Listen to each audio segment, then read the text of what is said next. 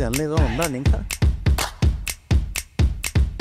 మేము వెళ్ళేటప్పటికే జర్నలిజం లేదండి, only reporting ఉంది. రిపోర్టింగ్ ఇప్పుడు పోర్టింగ్ చూసి పబ్లిక్ సినిమాకి వెళ్తారనేది. It was an amazing film. I loved the story and the acting. The visuals were stunning, but I found the plot a bit predictable. Yeah. I thought it was hilarious, especially that one scene. Black and white సినిమాకి colour సినిమాకి ఎంత మార్పు ఉందో అంత మార్పు ఉంది.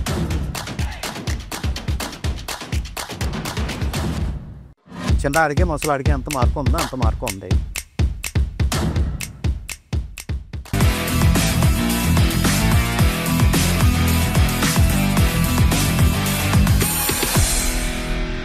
Hi, welcome to another episode of On Air with me, Nivedita.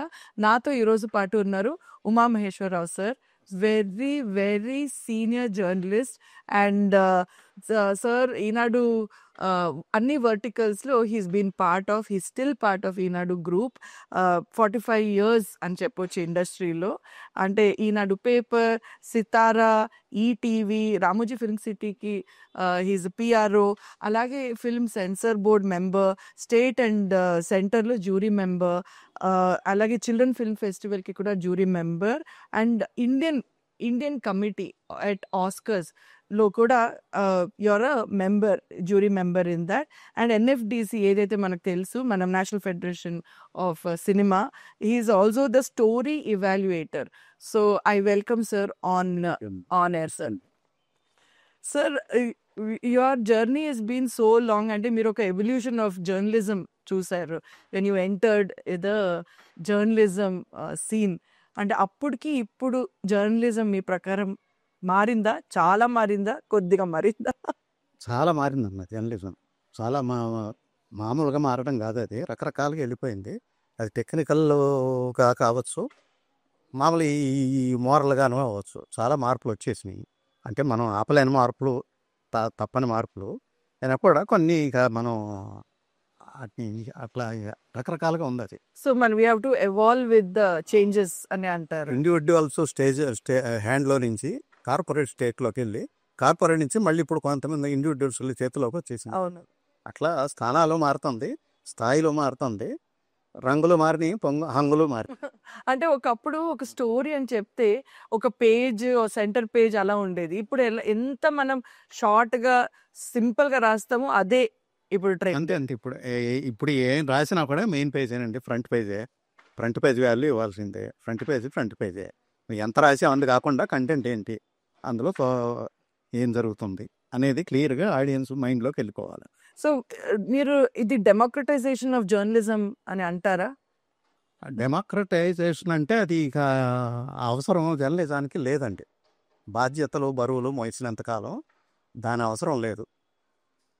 కొన్ని మనం చేయలేనప్పుడు ఆ పదాన్ని వాడుకోవచ్చు మనం. అంతేగాని బాధ్యత ఎప్పుడూ ఒకటే, బరువు ఎప్పుడూ ఒకటే. మనం వంగిపోయినా సరే అది వంగకూడదు. అందుకని దాన్ని మనం అట్లా క్లియర్గా చెప్పలేము.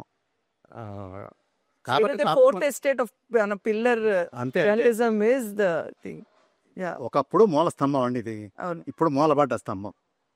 అంతే. సార్, సితారాలో యువర్ ద చీఫ్ రిపోర్టర్ చెన్నైలో. సో మీరు ఫిల్మ్ స్టార్స్ ని చాలా దగ్గరలో చూసారు. So how do you see Telugu film evolution అప్పటికి ఇప్పుడు ఉన్న మన తెలుగు ఫిల్మ్ ఇండస్ట్రీ? చాలా అండి, ఎందుకంటే అది క్లియర్గా చెప్పలేం. కానీ ఇప్పుడు సినిమాల్లో మనకి ఫ్లాష్ బ్యాక్ వచ్చినప్పుడు బ్లాక్ అండ్ వైట్ వస్తుంది. ఆ ఫ్లాష్ బ్యాక్ అయిపోయినా కలర్లోకి వస్తుంది. కలర్లోకి అయిపోగానే ఇంటర్వెల్ వస్తుంది. ఇంటర్వెల్లో క్లైమాక్స్ బ్యాండ్. ఇదే అలాగే ఉంది సినిమా. అప్పుడేమో చెన్నైలో ఉన్నప్పుడు అప్పుడే మార్పులు వచ్చినాయి. ఆ మార్పులు మరీ ఇదిగా వచ్చేసాయి. ఏ స్థాయి మార్పులు అనేది మన దానికి కరెక్ట్గా ఐడెంటిఫై చేయలేకపోయినా మాత్రం చాలా చేంజ్ ఉంది. బ్లాక్ అండ్ వైట్ సినిమాకి కలర్ సినిమాకి ఎంత మార్పు ఉందో అంత మార్పు ఉంది. చిన్నాడికి ముసలాడికి ఎంత మార్పు ఉందో అంత మార్పు ఉంది. కాబట్టి అది మార్పు మాత్రం చాలా ఉంది. అది అన్ని యాంగిల్స్లో, ఏ యాంగిల్ ఒక్కొక్కళ్ళు ఒక్కొక్క యాంగిల్, ప్రొడక్షన్ యాంగిల్ ఉండొచ్చు, యాక్టింగ్, స్టోరీ టెల్లింగ్లో కూడా. అంటే ఇదివరకు డైరెక్ట్ నేరేషన్లు ఉండేవి, ఫ్లాష్ బ్యాక్లు ఎప్పుడో ఉండేవి. ఇప్పుడు అన్ని ఫ్లాష్ బ్యాక్లు వెళ్ళిపోయినాయి, డైరెక్ట్ నేరేషన్ తగ్గిపోయినాయి. అట్లా ఇక అన్నిట్లోనూ మార్పు వచ్చేసింది. ప్రజెంటేషన్లో మార్పు వచ్చింది. ఈ ప్రజెంటేషన్ అనేది అవసరం బట్టి ఒకళ్ళు డైరెక్ట్గా చెప్పడం కాకుండా మనం ఎలా చెప్తే బాగుంటుందని చెప్పే విధానంలో తేడాలు. మరీ కొత్తదనం సృష్టించలేనప్పుడు చూపించేదాన్ని ఏదన్నా డిఫరెంట్గా చూపిద్దామనే ఆలోచనలో నుంచి వచ్చే ఇవన్నీ కూడా. ఇప్పుడు మీరు ఎన్ఎఫ్డిసిలో కూడా స్టోరీ సెలెక్షన్ జ్యూరీ మెంబర్ కాబట్టి అండ్ అప్పుడు మీరు జర్నలిస్ట్ గా కూడా పనిచేసేటప్పుడు స్టోరీ టెల్లింగ్ లో ఎంత మార్పు ఉంది అప్పటికి ఇప్పుడు ప్రెసెంట్? అదేనమ్మా, అంటే ఇప్పుడు స్టోరీ టెల్లింగ్లో కూడా చాలా మార్పు వచ్చేసింది. ఎందుకు మార్పు వచ్చిందంటే ఇదివరకు మొదలయ్యేది, మధ్యలో ఆగేది, శుభం అయ్యేది, లేకపోతే ది ఎండ్ అయ్యేది. ఇప్పుడు అన్నీ సమాప్తమే, ఇప్పుడు అన్నీ ది ఎండ్లే. అట్లా అంటే శుభంలో శుభం ఉంది, ది ఎండ్లో ఏమీ లేదు. అవును. అట్లాంటి తేడాలు ప్రతి ఉన్నాయి.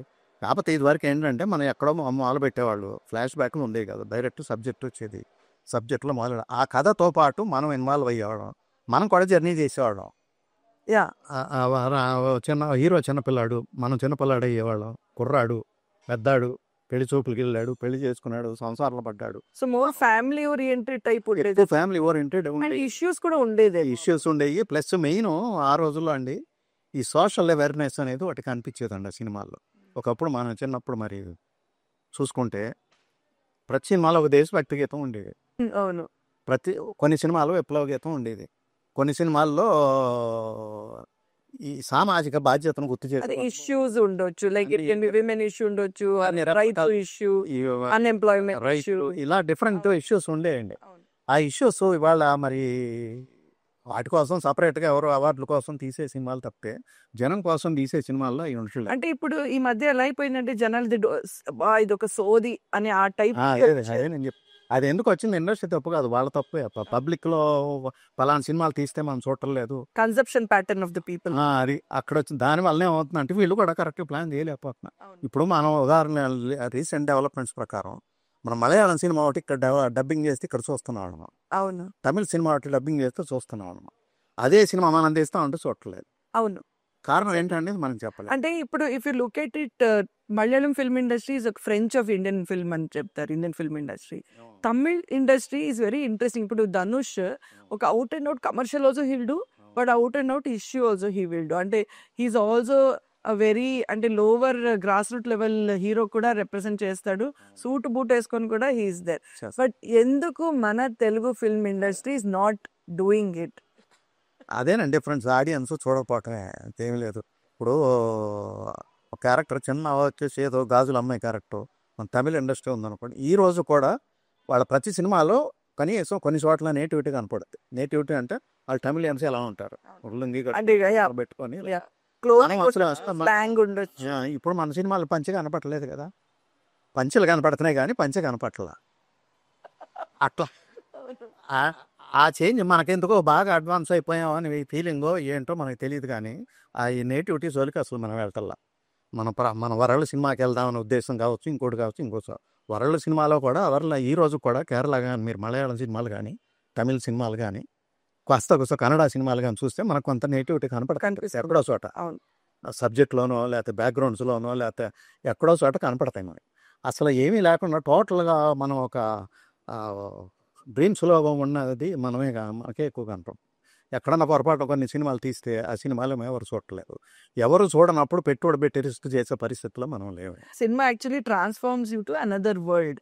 అంటే ఒక వేరే ప్రపంచానికి తీసుకుని వెళ్ళే బాధ్యత, ఆర్ యూనో ఈయన కష్టాల నుంచి తీసుకుని వెళ్ళి ఒక rosy film, you know they make them ఊహా is what film is. But ఇప్పుడు కోవిడ్ తర్వాత మీరు చూస్తే కొంచెము it is become very hero centered and very violence oriented. అంటే కోవిడ్ తర్వాత ఏమైంది అంటే మన ఇండస్ట్రీలో ఎందుకు ఇంత మార్పు వచ్చింది? మీరు ఇప్పుడు RRR చూడండి, ఆర్ KGF చూడండి, సలార్ చూడండి, అన్నిట్లో చాలా అగ్రెసివ్ క్యారెక్టర్స్ అయిపోతారు. Is it because people are thinking there is no end to it, or people are adapting or want అదే ఆకలితో ఉన్నారా? ఇప్పుడు మార్పుని ప్రజలు గమనిస్తారు, గ్రహిస్తారు, ఆదరిస్తారండి. దాన్ని ఎప్పుడు మనం కాదనలేము. కానీ ఎంత మార్పుని ఆదరించలేదుగా. 20%, 30%, 50% మార్పు వరకు వాళ్ళు యాక్సెప్ట్ చేస్తున్నారు. కానీ మరీ ఇంత మార్పును మరి అంత మీరు అన్నట్టు అగ్రెసివ్ వెళ్ళిపోయిన క్యారెక్టర్లు కానీ సినిమాలు కానీ అసలు కొన్ని సినిమాలు అయితే సింగిల్ లైట్లో కనపడుతున్నాయి. ఆ డే ఎఫెక్ట్ నైట్ ఎఫెక్ట్ తెలియట్లా. అలా అని చూడలేదు కదా వాటిని. అన్నీ క్లియర్గా ఉండి కంటెంట్ బాగా, అన్నిటికీ బేస్ కంటెంట్ ఉంటేనే సినిమా చూస్తున్నారు. మనం ఈ మధ్య చూసాం కదా, ఎన్నో అన్నీ ఎంత ఖర్చు పెట్టినా కూడా 100 కోట్లు పెట్టినా కూడా ఆడని సినిమాలు ఉన్నాయి. మరి ప్రొడ్యూసర్లు పైకి చెప్పుకోరు కానీ కానీ మళ్ళీ ఒక క్వశ్చన్ ఏమొస్తుందంటే if you look at it like before COVID ఒక యూనో మల్టీప్లెక్స్ సినిమా అని ఒక టర్మ్ కాయిన్ అయింది. ఇప్పుడు అది కూడా ఇప్పుడు ఇట్స్ గోయింగ్ అంటే ఇప్పుడు జనాలు పెద్ద హీరో లేకపోతే థియేటర్ కూడా రావట్లేదు అని. వాట్ ఇస్ కరోనా అని కాదమ్మా, కరోనాకు ముందుకి సినిమాకి నాకు తెలిసి పెద్ద సంబంధం కనిపించదు. అది సోషల్ లైఫ్లో ఉంది. కరోనా బిఫోర్ కరోనా ఆఫ్టర్ అనేది సోషల్ లైఫ్లో ప్రతి మనిషిలోనూ మార్పు వచ్చింది. మనం ఎంత జాగ్రత్తగా ఉండాలి, ఎవరున్నా కూడా మనం రక్షించలేరు, మనం ఒంటరికి వెళ్ళిపోతామని ఒక నిజంలోకి బతుకులోకి వచ్చేసా. అది వచ్చి సోషల్ లైఫ్లో వచ్చిన మార్పు. అది సినిమాకి సంబంధించి ఇవాళ మనం ఏవైతే అనుకుంటున్నామో ఈ మార్పు అంతకు ముందే ఉంది. అంతకుముందు కూడా 100 కోట్లు పెట్టి ఆడడం సినిమాలు ఉన్నాయి, 100 కోట్లు పెట్టి జస్ట్ బ్యాలెన్స్ అయిన సినిమాలు ఉన్నాయి. ఇప్పుడు జిఎస్టీ నష్టాల సినిమాలు కూడా ఉన్నాయి. మరి ఆ సినిమాని హిట్ అనాలో ఫట్ అనాలో మనకు తెలియదు. జిఎస్టీ నష్టం అంటారు, కొంతమంది బ్యాలెన్స్ అయిందంటారు, కొంతమందికి అసలు బ్యాలెన్స్ లేదంటారు. అందుకని మనం ఇంత ఇల్లు బ్యాలెన్స్ ఎందుకు వచ్చింది, ఇదే పాయింట్. ఆ మార్పు అనేది పెద్ద మార్పుని, ఎక్కువ మార్పుని గ్రహించలేరండి, ఆదరించలేరు కూడా. అది మనకే కనపడతా ఉంది. మన తెలుగు ఇండస్ట్రీలోనే ఎక్కువ కనపడుతుంది. మిగిలిన ఇండస్ట్రీలో కొస్త జాగ్రత్తగానే ఉంటున్నారా, న్యూట్రల్ గా ఉంటున్నారు వాళ్ళు. వాళ్ళ జనానికి కావాలి సినిమా చూడాలంటే ఏం కావాలి, అది కావాలి. ప్లస్ కొంచెం మన సిస్టమ్స్, మన ట్రెడిషన్స్, మన నేటివిటీ ఇవన్నీ కూడా బ్యాలెన్సింగ్ వెళ్తున్నారు. అది ఇప్పుడు ఈ మధ్య రిలీజ్ అయిన ధనుష్ ది రయాన్ చూస్తే అందులో అంటే ఒక గ్రాస్ రూట్ లో ఉన్న యూనో ఒక బ్రదర్ ది రెస్పాన్సిబిలిటీ చూపిస్తూ, నేటివిటీని చూపిస్తూ, మళ్ళీ జనాలకి వైలెన్స్ కావాలంటే అది ఇస్తూ, they have done all that. They kind of gone I think in balanced way అని చెప్పాడు. అదేనంటే ఆ కన్సీవింగ్ మనకు లేదు, మనకు రావట్లే. ఆ కాన్సెప్ట్ లో ఆ టైప్ లో మనం చేయట్లేదు. మనం ఎంతసేపు ఒక ఇల్యూజన్కి వెళ్ళిపోతున్నాం. ఇందాక మీరు అన్నట్టు సినిమా అనేది ఇల్యూజన్ కాబట్టి సినిమాలో కంటెంట్ కూడా ఇల్యూజన్ ఉండాలి. మనం కష్టాలు మర్చిపోవాలి. థియేటర్కి వెళ్ళి 1000-2000 పెట్టి టికెట్ కొనుక్కొని లోపలికి వెళ్తే అన్ని మర్చిపోవాలి, ఆ ఊహల్లోకి వెళ్ళిపోవాలి. 2.5 గంటలో 2 గంటల 50 నిమిషం. So I think Telugu industry has to ఈ యాంగిల్లో ఆడియన్స్ కూడా కొంతమంది ఉండటం వల్ల మనవాళ్ళు కూడా అట్లా వెళ్తున్నారు. ఇది ఎలా అంటదంటే అదేదో మొక్క ముందా కోడిగుడ్డు ముందా అన్నట్టు ఉంటుంది.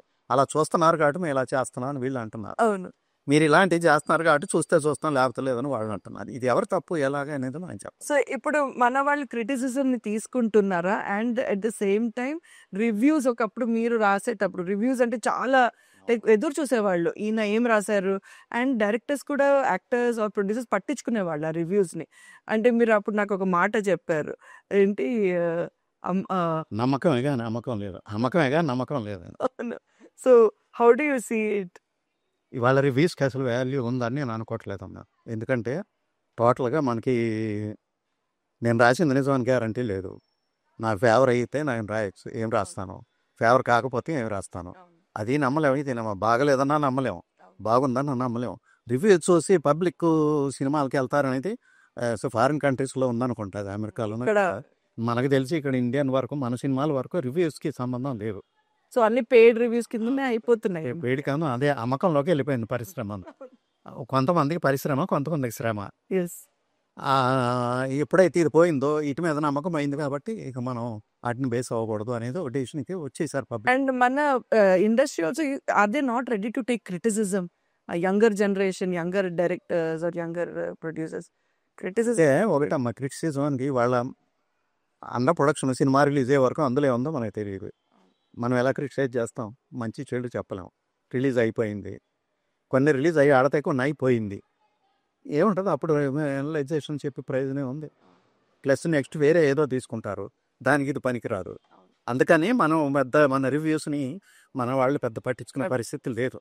ఇవాళ మనం తప్పు చేసాము, పెద్దవాళ్ళు మీరు తప్పు చేశారని చెప్తే తప్పును సరిదిద్దుకునే అవకాశం ఉండాలి. అదే తప్పు జరిగిపోయిన తర్వాత ఆయన చెప్పేం లాభం, మనం వినేమి లాభం, మార్చేమి లాభం, అట్లా అయిపోయింది వాళ్ళ పని. అందుకని రివ్యూస్ మనకు ఉపయోగపడడానికి కారణం అది.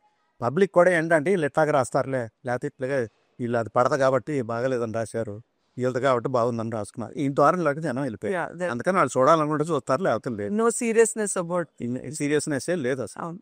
Sir, coming back to your career of such a long span, 4 decades, so what is your style of writing?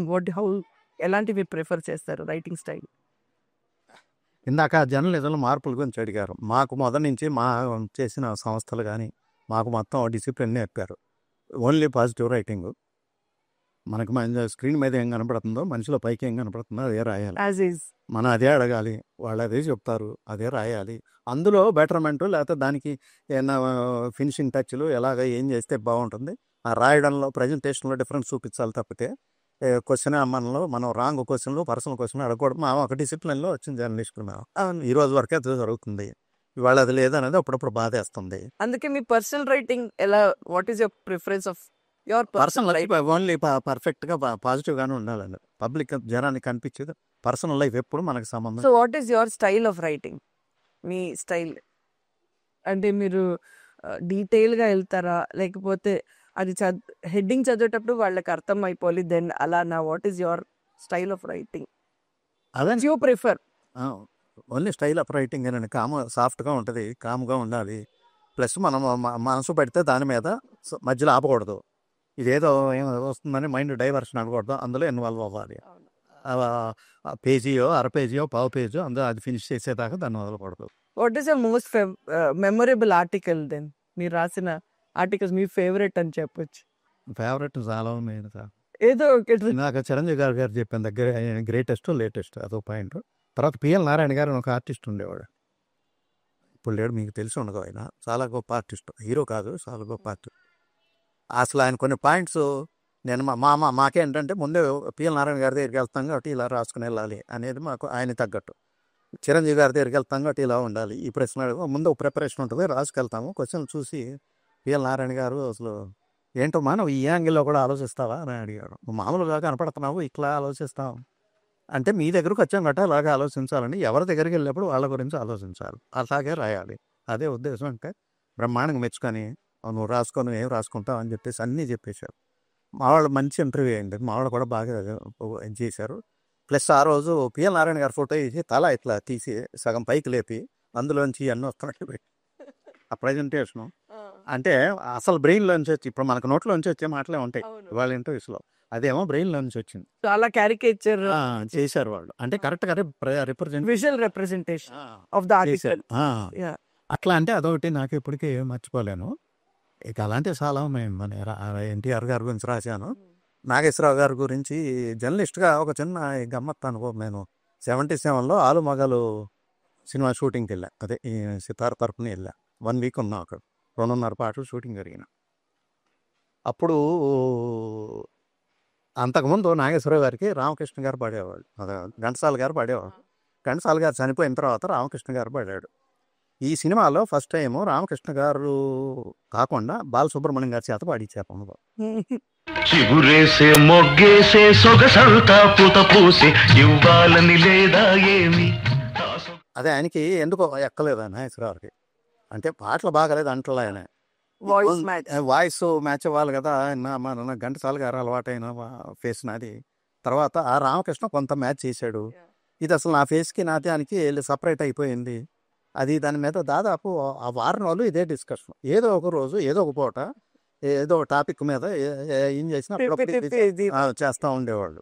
అదొకటి నాకు ఇప్పటికే ఆయన నాగేశ్వరరావుతో మర్చిపోలేని అనుభవం ఆయనతో. ఇట్లా కొంతమంది ఉన్నారు. సో మీరు సావిత్రి గారు వీళ్ళందరినీ కూడా కలిసాడు, రావుగోపాల్ గారు. రావుగోపాల్ రావుని ఎక్కువ కలిసేవాడిని. సావిత్రి గారు నేను వెళ్ళేప్పటికండి ఆల్రెడీ పాపం కొంచెం అనారోగ్య సిక్గా ఉన్నారు అప్పుడు. జమున గారిని కలిసాం. జమున గారు ఆ రోజుల్లో ఈ రాజశ్రీ గారు, అప్పట్లో హీరోయిన్లు అందరూ దాదాపు అందరూ నేను ఇంటర్వ్యూ చేశాను. హీరోలు అయితే అందరూ ఉన్నారు. కాంతారావు గారు అప్పటికి, వీళ్ళు రామకృష్ణ, ఈ మన రంగనాథ్ గారు అప్పుడే వాళ్ళందరూ పైకి వచ్చేది కాబట్టి వాళ్ళతో పాటు ఆయన హైట్ నేను పొట్టి అనుకోండి. ఆయన అట్లా అందరితోనూ వచ్చి లేడీస్, ఇప్పుడు మంజుల గారు, నేను ఫ్రీక్వెంట్గా ఆ టైంలో ఎక్కువ ఉన్నవాళ్ళు శ్రీదేవి గారు, జయప్రద, జయసుధ, ఈ ముగ్గురు గురించి చాలా ఎక్కువ రాశాను.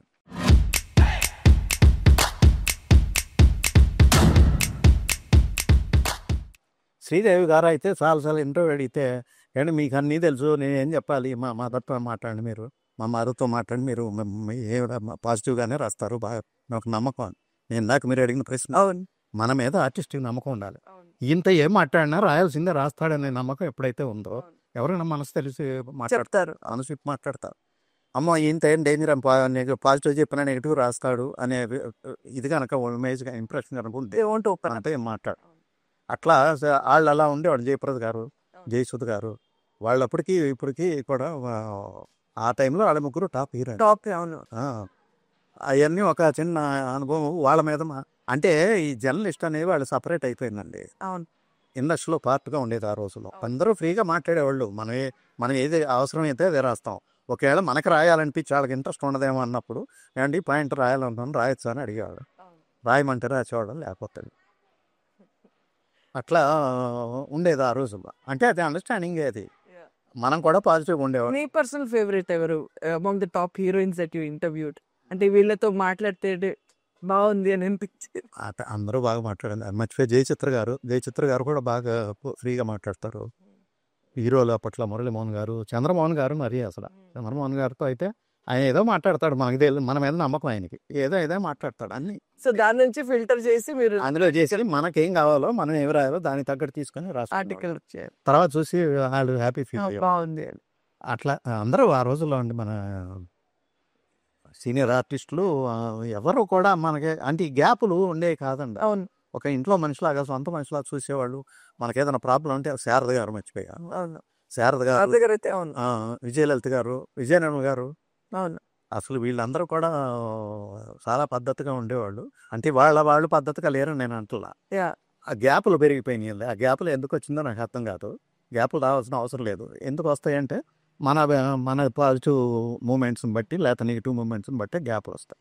అంతగా నేను సో ఇప్పుడు coming to globalization of Indian cinema as a jury మీరు అన్ని చోట చూస్తున్నారు. మీరు ఆస్కర్ ఫిల్మ్ కమిటీలో కూడా ఉన్నారు, ఫిల్మ్ ఎన్ఎఫ్డిసిలో. What do you see the impact of that in Indian cinema? 100% Indian cinema number 1 అండి. నేను చూశాను ఈ మధ్య. లాస్ట్ టైం కూడా ఎప్పుడే కూడా foreign quality of cinema making. Quality కాదండి ఇక్కడ కావాల్సింది. Story telling. సినిమాకి వచ్చి స్టోరీ టెల్లింగ్ అండ్ కంటెంట్. మీరు ఏ పాయింట్ తీసుకున్నారు దాన్ని కంటెంట్. అదే దాని మీద మన వాళ్ళు ఎక్కువ కాన్సన్ట్రేట్ చేస్తారు. వాళ్ళు ఏంటంటే చిన్న థిన్ పాయింట్ తీసుకొని 1.5 hour 1 hour లేకపోతే 2 hours 1 hour 40 ఆ సినిమా వెళ్ళి అందరూ పాయింట్ తిన్న పాయింట్. అంటే వాళ్ళు ఏంటంటే బ్రెడ్ జామ్కి అలవాటు పడ్డారు. మనమేమో భోజనానికి అలవాటు. మన తాళీకి అలవాటు. తాళి మనకు అన్నీ ఉండాలి. ఫస్ట్ దగ్గర నుంచి ఏది ఉండాలి అన్నీ ఉండాలి. పచ్చడి ఉండాలి, కూరలో పప్పు కూర ఉండాలి, లాస్ట్ స్వీట్లోనూ చివరిలో స్వీట్ ఉండాలి. ఏ ఒక్కటి తగ్గినా కూడా ఇది భోజనం కాదేమో అని చిన్న ఫీలింగ్ మైండ్లో ఉంటుంది. బయటపడచ్చు పట్టుకోవచ్చు. అలాంటిది తెలుగు సినిమా. మనం అన్నీ చూస్తాం, వాళ్ళు పొన్నే చూస్తారు. కాకపోతే వాళ్ళ స్టైల్ వేరు, వాళ్ళకి టెక్నికల్ అడ్వాంటేజ్ని వాడుకుంటారు. కాకపోతే ఏ పాయింట్ అనేది డీటెయిల్గా చెప్తారండి వాళ్ళు. మనకేంటంటే 2.5 hours ఒక సబ్జెక్టు, మంచి సబ్జెక్టు, కడుపు నిండా పెట్టాల్సిన సబ్జెక్ట్ చెప్పాలి. కాబట్టి కొన్ని మనం అప్పుడప్పుడు దాటేస్తుంటాం. కొన్ని బ్యాక్గ్రౌండ్ చేస్తాం, కొన్ని ఓబీ వాయిస్లు అంటారు, కొన్ని ముందు డైరెక్టర్ గారు చెప్తారు కొన్ని లైన్స్. సో ఆడియన్స్ మెచ్యూరిటీ కూడా చాలా చేంజెస్ అయి ఉండాలి. ఇప్పుడు చాలా అప్పుడు ఉండేదమ్మా. అప్పుడు ఇస్ ఇట్ బికాస్ ఇప్పుడు ఒక ఆడియన్స్ కి I can see German, I can see Italian, I can see American, I can see any language. మీరు చెప్పినట్టు ఇప్పుడు ఓటీటీలో అన్ని లాంగ్వేజ్ నాకు sampling is become more easy. So maturity level of an audience conception is also change. వచ్చింది, 100% వచ్చింది. ఎందుకు వచ్చిందంటే ఇదివరకు మన తెలుగు సినిమా ఎక్కడో ఆంధ్రాలో రిలీజ్ అయితే, ఈ తెలుగు సినిమా హిందీ సినిమా చూడడానికి కొన్ని సంవత్సరాలు పట్టేది. అవును. లేదు హిందీ సినిమా ఎప్పుడుకో వచ్చేది. చూడాలంటే పిచ్చి చూసే పరిస్థితి లేదు ఆ రోజుల్లో. ఎప్పుడన్నా థియేటర్లో శివరాత్రి అప్పుడు ఏదైనా సినిమా అయితే అప్పుడు చూసుకోవాలి. లేదంటే ఇప్పుడు పక్క ఊరు వెళ్ళి పక్క పెద్ద సిటీ ఉంటే ఆ సిటీ వెళ్ళి చూసి రావాలా. సిటీ వెళ్ళడం కూడా మనకి ఇవాళ అమెరికా వెళ్ళినంత స్ట్రెయిన్ ఉండేది ఆ రోజుల్లో. ఇవాళ అమెరికా కూడా మన పక్క ఊరులాగా ఉంది.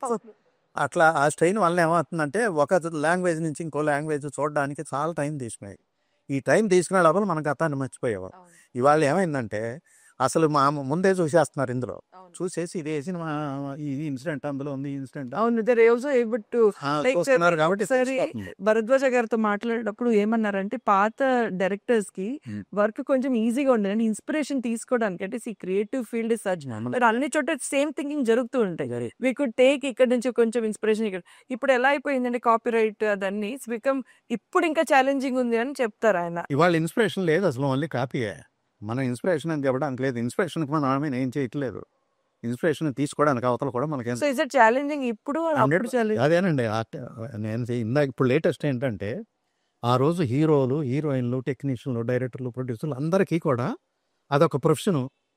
హ్యాపీగా రొటీన్కి వెళ్ళిపోయేది. 10ంటికి వచ్చేవాళ్ళు, లేదా 9ంటికి వచ్చేవాళ్ళు, 6ంటికి వెళ్ళిపోయి అంత ప్రశాంతంగా పనులు చేసుకునేవాళ్ళు. అంత ప్రశాంతంగా సినిమా కంప్లీట్ అయ్యేది, అంత ప్రశాంతంగా సినిమా రిలీజ్ అయ్యేది, అంత ప్రశాంతంగా పబ్లిక్ కూడా చూసేవాళ్ళు. ఇవాళ ఏమైందంటే అండి, మనం ఒక సినిమా తీయాలనుకున్న దగ్గర నుంచి